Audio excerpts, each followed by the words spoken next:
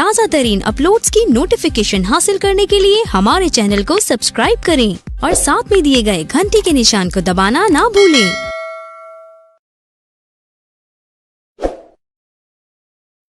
श्री रमा एकादशी महात्म्य। कार्तिक मास के कृष्ण पक्ष की एकादशी। धर्मराज युधिष्ठिर बोले, हे भगवान, अब आप मुझे कार्तिक मास की कृष्ण पक्ष की एकादशी की कथा सुनाइए। इस एकादशी का नाम क्या है तथा इसमें कौन सा फल मिलता है, यह सब विस्तार पूर्वक कहिए। श्री कृष्ण भगवान बोले, हे राजन, कार्तिक मास की कृष्ण पक्ष की एकादशी का नाम रमा है।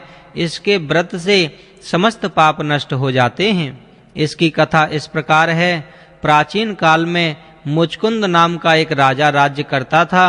उसके इंद्र, वरुण, कुबेर, विभीषण आदि मित्र थे। वह सत्यवादी तथा विष्णु भक्त था। उसका राज्य बिल्कुल निष्कंटक था। उसके एक उत्तम चंद्रभागा नाम की एक लड़की उत्पन्न हुई। उसने उस लड़की का विवाह राजा चंद्रसेन के पुत्र शावन के साथ किया। एक समय जबकि वह अपनी ससुराल में थी, एक एकादशी पड़ी। चंद्रभागा सोचने लगी कि अब एकादशी समीप ही आई है, परंतु मेरा पति अत्यंत कमजोर है, इसीलिए यह व्रत नहीं कर सकता। परंतु मेरे पिता की कठिन आज्ञा है। जब दशमी आई तब राज्य में ढिंढोरा पिटा, तो उसको सुनकर शोभन अपनी पत्नी के पास गया और बोला, हे प्रिय, तुम मुझे कुछ उपाय बतलाओ, क्योंकि मैं व्रत करूंगा तो मैं अवश्य ही मर जाऊंगा। इस पर चंद्रभागा बोली, हे प्राणनाथ, मेरे पिताजी के राज्य में एकादशी के दिन कोई भी भोजन नहीं करता। यहाँ तक कि हाथी, घोड़ा, ऊंट, पशु आदि भी तृण, अन्न, जल आदि ग्रहण नहीं करते। फिर यहाँ मनुष्य कैसे भोजन कर सकते हैं? यदि आप भोजन करना चाहते हैं तो दूसरे स्थान को चले जाइए, क्योंकि यदि आप इसी स्थान पर रहोगे तो आपको व्रत अवश्य ही करना पड़ेगा। उस पर शोभन बोला कि हे प्रिय, तुम्हारा कहना बिल्कुल सत्य है। अब मैं व्रत अवश्य ही करूंगा। भाग्य में जो लिखा है वह होवेगा ही। ऐसा विचार करके उसने एकादशी का व्रत किया और भूख और प्यास से अत्यंत पीड़ित होने लगा। सूर्य भगवान भी अस्त हो गए और जागरण के लिए रात्रि हुई। वह रात्रि शोभन को दुख देने वाली थी। दूसरे दिन प्रातः से पूर्व ही शोभन इस संसार से चल बसा। राजा ने उसके मृतक शरीर को दहन करा दिया। चंद्रभागा अपने पति की आज्ञा अनुसार अग्नि में दहन न हुई, परंतु पिता के घर में रहना उत्तम समझा। रमा एकादशी के प्रभाव से शोभन को मदरांचल पर्वत पर धन धान्य से युक्त तथा शत्रु रहित एक उत्तम नगर प्राप्त हुआ। उसके महल में रत्न तथा स्वर्ण के खम्भे लगे हुए थे। वहां पर वह स्वर्ण तथा मणियों के सिंहासन पर सुंदर वस्त्र तथा आभूषण से युक्त बैठा हुआ था। आभूषणों से युक्त गंधर्व तथा अप्सरा इसकी स्तुति कर रहे थे। उस समय राजा शोभन दूसरा इंद्र प्रतीत हो रहा था। एक समय मुचकुंद नगर में रहने वाला एक सोम शर्मा नाम का ब्राह्मण तीर्थ यात्रा के लिए निकला। उसने घूमते घूमते उसको देखा। वह ब्राह्मण उसको अपने राजा का जमाई जानकर उसके निकट गया। राजा शोभन ब्राह्मण को देख आसन से उठ खड़ा हुआ और अपने ससुर तथा स्त्री चंद्रभागा की कुशलता को पूछने लगा।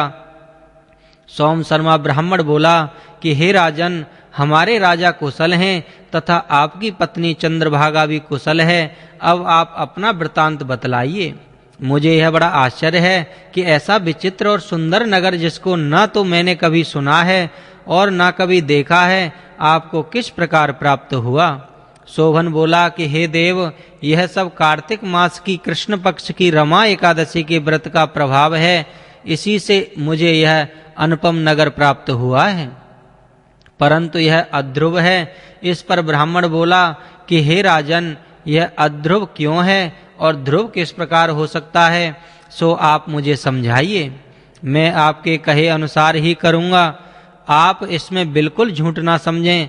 शोभन बोला कि हे देव, मैंने अश्रद्धा में इसे अध्रुव मानता हूँ। यदि तुम इस वृतांत को राजा मुचकुंद की पुत्री चंद्रभागा से कहोगे तो वह उसको ध्रुव बना सकती है।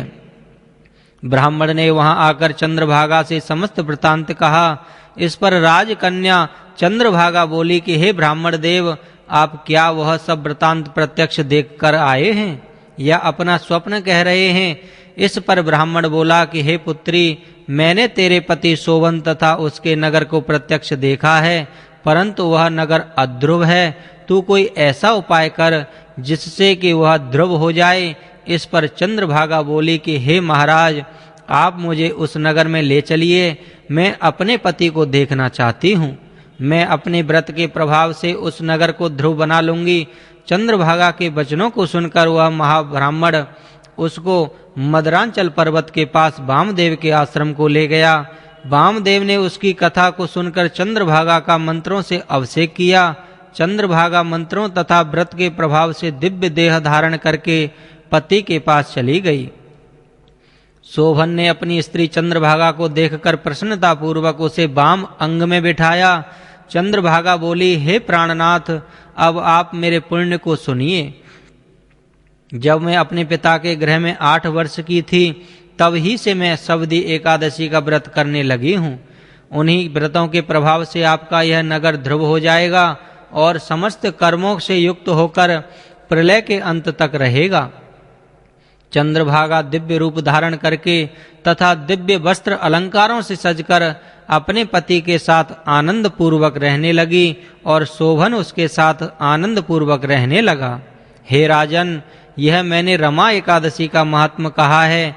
जो मनुष्य रमा एकादशी के व्रत को करते हैं, उनके समस्त ब्रह्म हत्या आदि के पाप नष्ट हो जाते हैं। जो मनुष्य रमा एकादशी का महात्म सुनते हैं, वह अंत समय विष्णु लोक को जाते हैं।